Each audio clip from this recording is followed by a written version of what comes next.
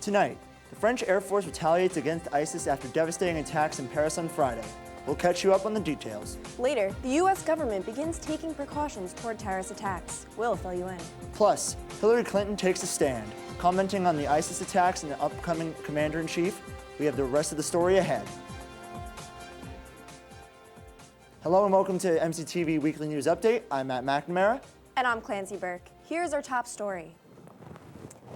Following the terrorist attack on Paris on Friday, the French have made a move against their assailants. On Sunday, the French Air Force delivered a devastating barrage of airstrikes against key ISIS sites in Raqqa, Syria.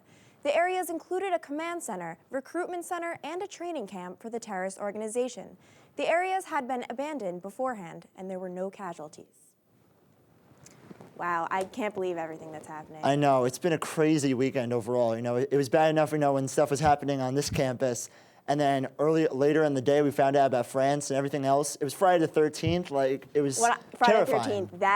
That is creepy. It was really bad. But, it's really tough to see that situation. I'm glad that everyone's been supportive of France and all the other areas that were devastated by different sorts of attacks. But, there's always plans of retaliation, like you said before. So you wonder how it's going to go from here as far as France's own retaliation and the world's retaliation towards the terrorist groups that committed these acts. I know, and clearly it's affecting everyone, every country. Definitely. It's a really tough story. Terrible.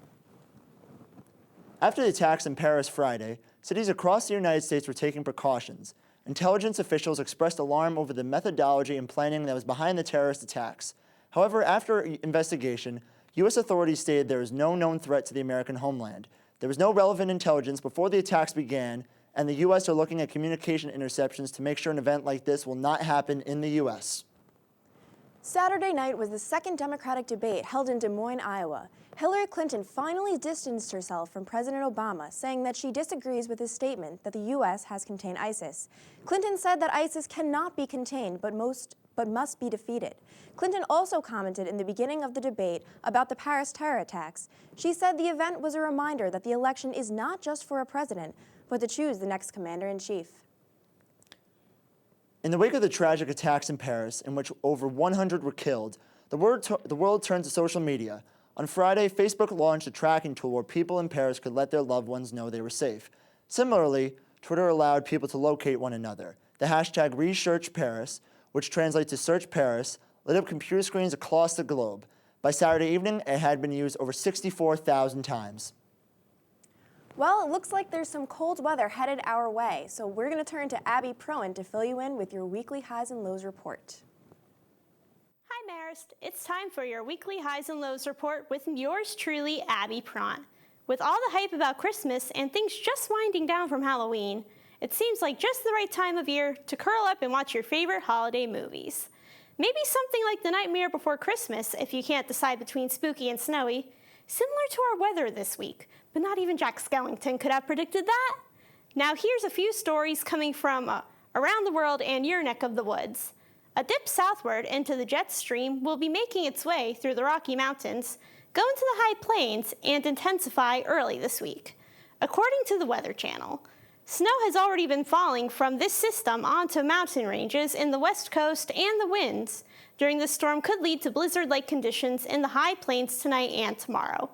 Blizzard watches are being issued in areas such as Colorado, Kansas, and Nebraska.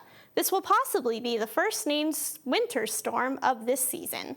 Roads may be closed throughout areas of the high plains during this time, and those traveling through the area should plan accordingly. Meanwhile, severe windstorms that have the possibility of becoming tornadoes will target parts of the South beginning today. This will happen right after a recent storm with damaging thunder and tornadoes that happened in the Midwest last week. There may also be thunderstorms that could produce massive rainfall and raise the risk of flooding from the southern plains to the Mississippi Valley. I guess it's a good thing we're not in Kansas anymore. Right, Dorothy? The strongest El Nino to occur in about 18 years will peak this winter and weaken by spring, according to a story on the Weather Channel. El Nino is a warming of the central and eastern Pacific Ocean by the equator. The patch of ocean will stay warm for 6 to 18 months during every 2 to 7 years for reasons unknown. Precipitation and temperature will be most noticeable during colder months in the U.S., specifically from late fall through winter. Some impacts of El Niño have already been noted throughout summer and fall, such as record number of named storms during the Central Pacific hurricane season. These hurricanes are most common during times of El Niño. Now here's a look at our almanac for today. Our average temperatures this morning and afternoon ranged from a high of 59 degrees to a low of 29 degrees. Pretty average for this time of year. Speaking of averages, the average temperatures of today during past years have ranged from a high of 50 degrees to a low of 33 degrees. In addition, the record highs and lows of today have ranged from the nice temperature of 72 degrees to an ungodly coldness of 14 degrees. Brrr!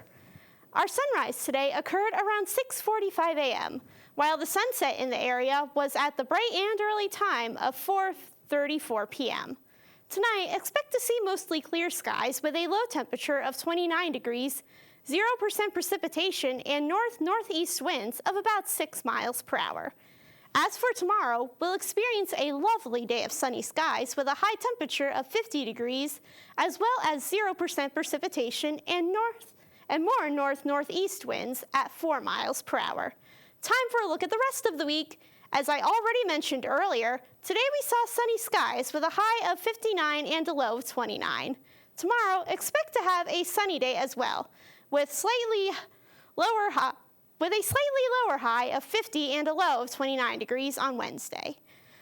Meaning on Wednesday, Poughkeepsie will most likely see mostly cloudy skies with a high of temp of 54 and a low of 46. Remember rain boots on Thursday because there will be a high chance of rain as well as a high of 61 and a low of 43. For Friday, we'll see partly cloudy skies with a high temp of 51 and a low temp of 33. Speaking of Friday, let me just give a big birthday shout out to my big sister Hannah, who's turning the big 2-4. Love you! On Saturday, we'll see the weather pick up a bit with mostly sunny skies and highs and lows of 51 and 33. Again, Sunday should be interesting as we'll experience a combination of rain and snow with highs and lows of 47 and 33 degrees.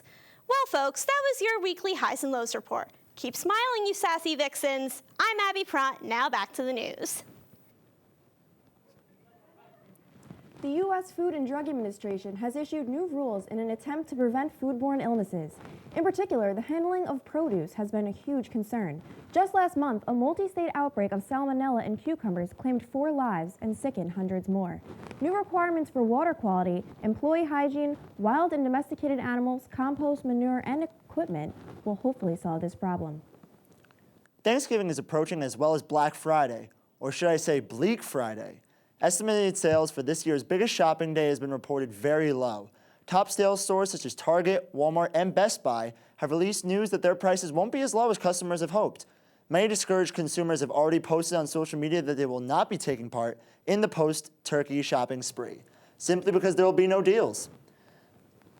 I'm not honestly the biggest, I really don't get why people, what's the biggest craze about Black Friday? I don't know, have you ever participated in it? I have never. It honestly seems unsafe. There have been so many tramplings, and all for what? For a discounted camera? I know, kids, parents ripping each other apart for an Elmo doll. It's just, I'm not my type of way to spend a nice Thanksgiving night. I just want to relax with my food coma and just, take the rest of the night off, you know what I mean? Definitely. That's just, I don't know, it's just not for me. I'm not a big shopper either. I mean, I love, Christmas and getting those toys, but is it really worth it to go out that early, especially with the chances of being trampled? I'm not so sure about it. Definitely not worth the trampling. It's a little tough. Well, this story really adds new meaning to the phrase, brother from another mother. It turns out that 2 40-year-old Canadian men who have been buddies since childhood were actually switched at birth. So they grew up being raised by each other's biological mother.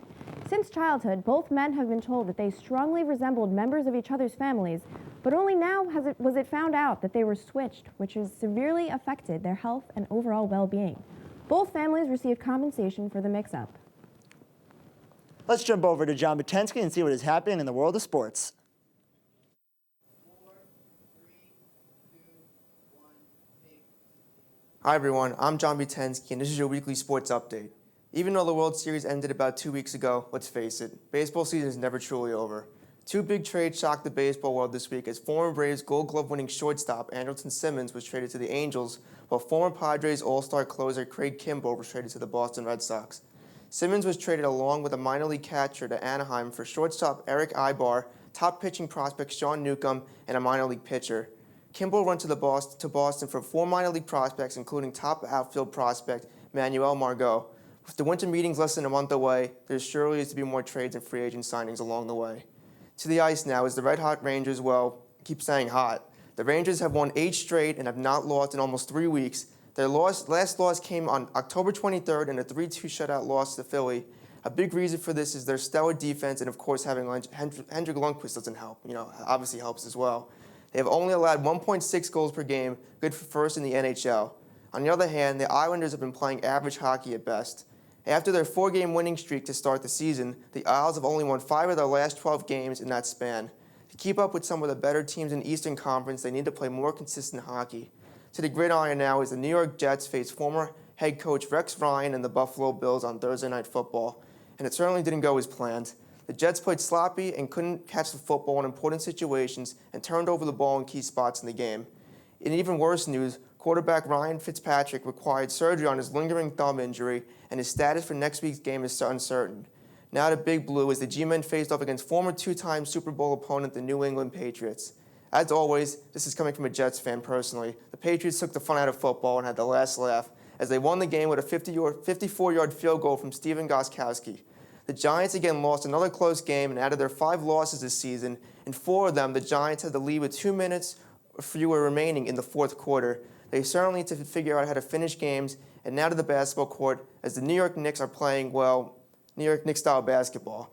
With a record of 5-6, they have been very inconsistent so far this season. Star Carmelo Anthony has been good but not great at times, and his shooting needs to be more consistent. But on the bright side, Latvian rookie Kristaps Porzingis has been this big surprise so far this season. The rookie has been so impressive with his flamboyant and determined playing style and rebounding skills that former Lakers point guard Magic Johnson has called Porzingis the steal of the draft. With the season so young, the Knicks still have time to make up ground and play better as a team. And finally, we go now to the borough of Brooklyn, as the Nets have continued their poor performance since the start of the regular season. The Nets are 1-9 so far this season, and the future doesn't seem so bright. There's simply nothing exciting about this team, as Joe Johnson is the second highest player in the NBA this year, and he certainly isn't putting up the numbers to prove it. Brook Lopez is always an injury concern, and point guard Jarrett Jack, in my opinion, isn't even a starting point guard in the NBA. Yeah, Rondé Hollis-Jefferson was a nice draft pick, but you need more youth for this squad. I feel it's going to be a long year for the Brooklyn Nets. That's all I have again. I'm John Butensky. Thanks for viewing, and back to you, Matt and Clancy. Is this first break? Yo, Drew. Oh, that's So I've exciting. got that, and then I have during Thanksgiving break, I have one with entertainment tonight. I don't remember asking you a goddamn thing. What are you even saying? Say what again? Who say what? Does he look like a bitch? We are literally the only 2 people in this room right now. That is a tasty burger. Do we call a doctor or something? I will strike down upon thee with great vengeance and furious anger. Now that's a threat. The Middle Seats, every other Thursday, only on MCTV.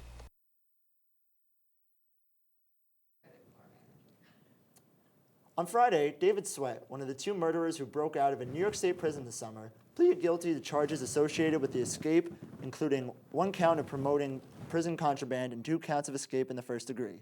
Currently, Sweat is in prison serving life without parole for murder and will not have to face a trial. However, an additional 14 years could be added onto his sentence. A judge's decision regarding these charges will be announced in February. Dubai is host to almost 1,000 high rises, and high winds make fighting fires in those buildings next to impossible.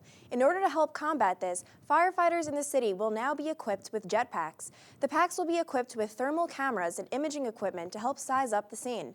The city has currently ordered 20 packs at the price of $150,000 each. Well, Jake Hensler is here tonight, followed by Danny Horbiak with What the Fox.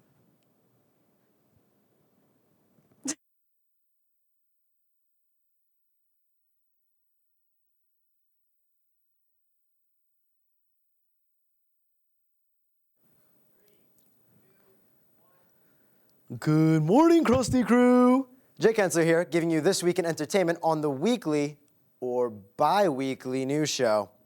Spectre sure knows how to operate 2 weeks in a row, winning the weekend again with over $35 million and is expected to shoot its way to $550 million in the near future.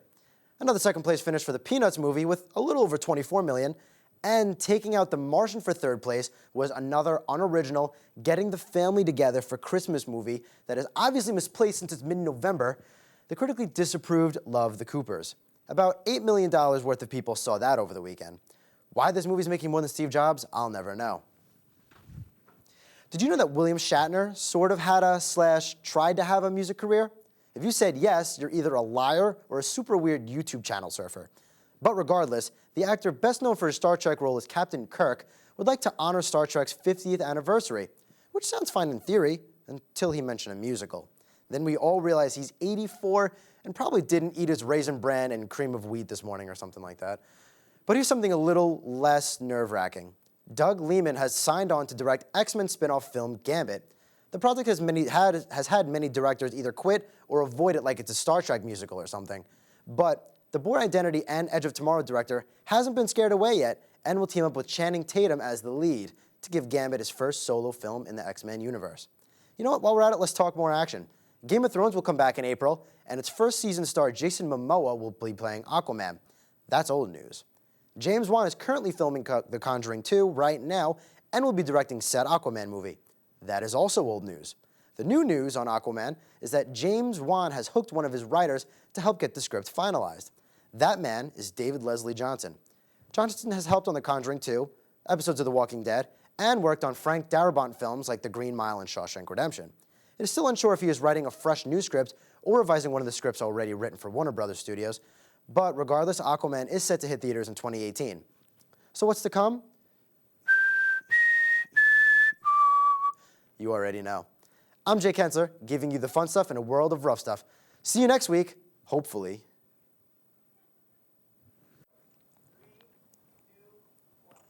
Hello once again, all you sexy foxes out there. I'm your campus correspondent, Danny Horbiak, bringing you What the Fox, your weekly look, or bi-weekly look, into all the occurrences at Marist.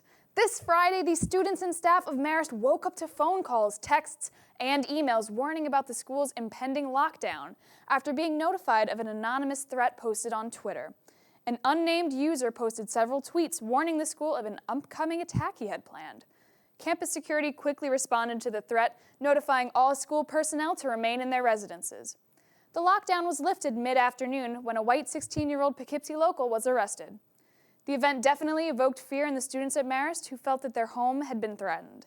However, the campus once again feels secure and students are continuing their daily lives. In lighter news, the Marist College Dance Ensemble will be having their 2015 Fall Showcase this weekend, Saturday at 4:30 and Sunday at 2. Both shows will be at the Poughkeepsie High School. Tickets are $7 for students and $12 general admission. MCTV is lucky enough to have several of its key members performing and choreographing in the show as well. Look out for Caitlin Olhoff, Kelly Curtin, Jess Farr, Michelle DiMartino, Kelsey Noble, and a bunch of others taking the stage with the art of dance. Dan Sweezy will be the sexy announcer voice, and I have a cameo where I walk on stage with a flashlight and then get dragged off stage. It is sure to be a great show. Hope to see you there. That's all I have for you this week. Once again, I'm Danny Horbiak, and this has been What the Fox. Back to you guys. Well, Dylan Gordon, it seems someone has in fact out Star Wars nerded you after all. British Star Wars superfan Dave Oldbury might be the prime example of Star Wars fandom, as he has spent $225,000 on Star Wars memorabilia, which includes 500 figurines, life-size stormtroopers, and 9,000 autographs from various cast and crew members. He is actually letting fellow fans stay in his house, dubbed the Solo Suite, before The Force Awakens comes out for $50 a night. House rules? No lightsaber fights indoors, don't go to the dark side, and always let the Wookiee win. So, what do you think about this? It's kind of crazy. Would you ever spend that much money on memorabilia for like your favorite movie or show, even if it is Star Wars? Absolutely not. First of all, I don't even know Star Wars. I don't know anything about it. Do you know? Are you a fan? No, I'm a huge Star Wars fan. But you still, I'm guessing you want it, yeah. I wouldn't spend that much. I like the life-size Stormtrooper. Some of the other ones I could go with, I don't think I would need that many autographs. I mean, the main people. But no, I do love Star Wars. So I'd like to get like some more memorabilia. I have a couple things like, a lightsaber at home and stuff like that, but I don't know if I'd spend that much, as I said before. It's crazy. I mean, he's a dedicated fan. What can you say? I'm sure he's very excited to see The Force Awakens. I'm excited. I'd rather spend money on a house or like 20 Mercedes, Well, but that's just me. That's debatable. I don't know. Well, the zebras are in custody, said Philadelphia police after capturing 2 rogue circus animals running around the city streets. Apparently, they fled the Universal Circus site for a brief time before witnesses began taking pictures, posting on Twitter, and quickly sharing videos of the wild zebras. Officials reacted to the scene quickly as no injuries have been reported. This isn't the only incident the circus company has had. Last month, a circus trapeze artist fell, causing him severe lower back injuries. Have you ever found something odd on your doorstep? Well, I'm sure it pales in comparison to what a group of 20-year-old roommates found on their doorstep in California. Philip Gia and his roommates found multiple boxes containing 600 bobbleheads bearing the face of former Padres player Chris Denorfia on their doorstep in University City in San Diego. Gia was baffled by the bizarre present left on his stoop and called police to confirm that they were benign. Turns out nothing was wrong with them, and Gia and his roommates are now giving these bobbleheads away as presents at parties. Thank you for tuning in this week to our news update. I'm Matt McNamara. And I'm Clancy Burke. See you all next week.